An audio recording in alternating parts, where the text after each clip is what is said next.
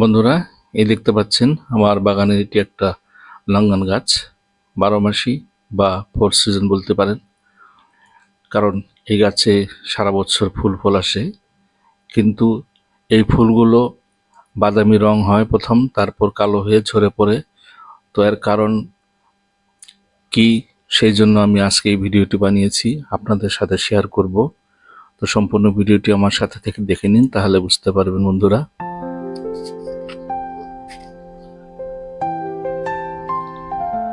বন্ধুরা, সবাইকে স্বাগতম জানাই মুশফিক অর্গানিক গার্ডেনে। আমার চ্যানেলটি যদি সাবস্ক্রাইব না করে থাকুন, প্লিজ সাবস্ক্রাইব করুন। নোটিফিকেশনের জন্য বেল আইকনটি অবশ্যই প্রেস করুন। নতুন আমার বন্ধু যারা আমার এই ভিডিওটি দেখতেছেন, আপনাদের কাছেও আবদার রইল, আপনারাও আমার চ্যানেলটি অবশ্যই সাবস্ক্রাইব করে নেবেন এবং নোটিফিকেশনের জন্য বেল আইকনটি অবশ্যই প্রেস করে নেবেন, যাতে করে আমার নতুন নতুন ভিডিওগুলো আপনাদের কাছে পৌঁছে যায়। তো বন্ধুরা, আমার এই ফুলগুলো দেখতে পাচ্ছেন লঙ্ঘন গাছের, এগুলো ঝরে পড়তেছে।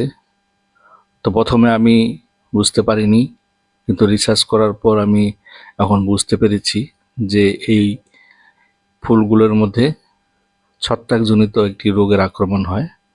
তো বন্ধুরা, এই ছত্রাকজনিত রোগ কি, এখানে দুইটি রোগের আক্রমণ হয়। সেটি হলো, একটা হলো অ্যানথ্রাকনোস, আরেকটি হলো ফ্লাওয়ার রট। এই দুইটি রোগের আক্রমণে এই ফুলগুলো প্রথমে বাদামি রং হয়, তারপর ঝরে পড়ে যায়। বন্ধুরা, আমরা এত কষ্ট করে এই গাছগুলো রোপণ করেছি এবং এর এত যত্ন করি, তারপর যদি আমাদের ফুলগুলো ঝরে পড়ে যায়, মন খুব খারাপ হয় এবং ফল খেতে পারি না, সেটাও আমাদের দুর্ভাগ্য। তো বন্ধুরা, সেই জন্য আজকে আমি এই গাছটির পরিচর্যা করব ভালো করে। সম্পূর্ণ ভিডিওটি দেখলে আপনারা বুঝতে পারবেন। আমরা যদি এই পরিচর্যা করি, তাহলে আমাদের গাছের ফুল ঝরে পড়বে না। তো সেই জন্য আমি নিয়েছি জিন।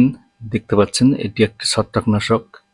তো বন্ধুরা, এই জিনের মধ্যে আছে 50% কার্বেন্ডাজিম গ্রুপ। আপনারা যে কোনো কার্বেন্ডাজিম গ্রুপের একটি ছত্রাকনাশক অথবা ম্যানকোজেব গ্রুপের যে কোনো একটি ছত্রাকনাশক আপনারা ব্যবহার করতে পারেন। তো আমি নিয়েছি জিন কার্বেন্ডাজিম গ্রুপের। এটি আমি 1.5 গ্রাম প্রতি লিটার জলের জন্য নিতেছি। আমি নিতেছি 7.5 গ্রাম, আমার জারে 5 লিটার জল আছে। তো বন্ধুরা, এইভাবে আপনারাও 1.5 গ্রাম হিসেবে ম্যানকোজেব বা কার্বেন্ডাজিম গ্রুপের ছত্রাকনাশক নিয়ে আপনারাও ব্যবহার করবেন।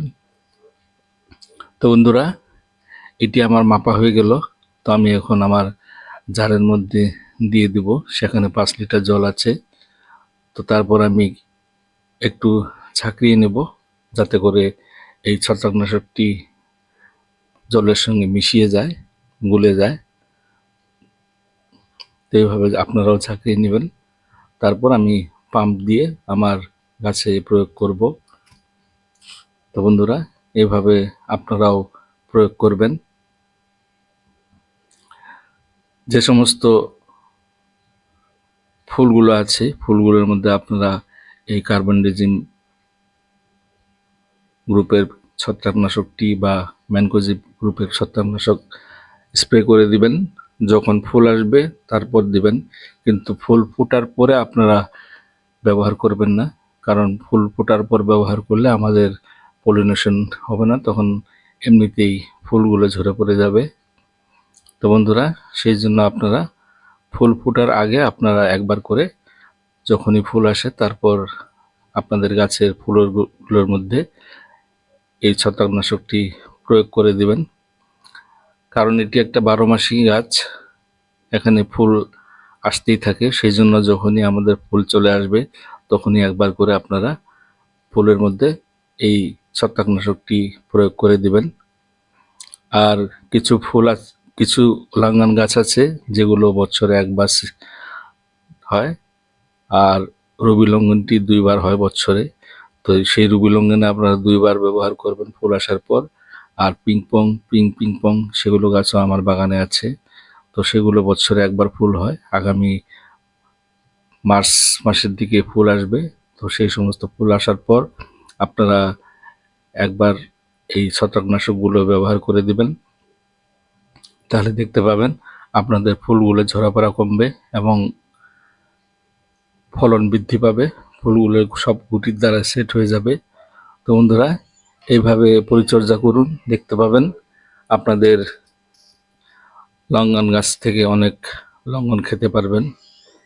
তো বন্ধুরা, আমি আমার এই বাগানে 2টি 12 মাসি লঙ্ঘনের গাছ আছে। প্রথমটা স্প্রে করেছি, এবার দ্বিতীয়টা স্প্রে করতেছি। তো বন্ধুরা, আমার ভিডিওটি কেমন লাগলো কমেন্টসের মাধ্যমে আমাকে জানাবেন। যদি ভালো লাগে একটা লাইক দিবেন, সাথে থাকবেন, বন্ধুদের সাথে শেয়ার করবেন এবং আমার ভিডিওটি যদি পছন্দ হয় সবাইকে ধন্যবাদ জানাই ভিডিওটি শেষ করছি।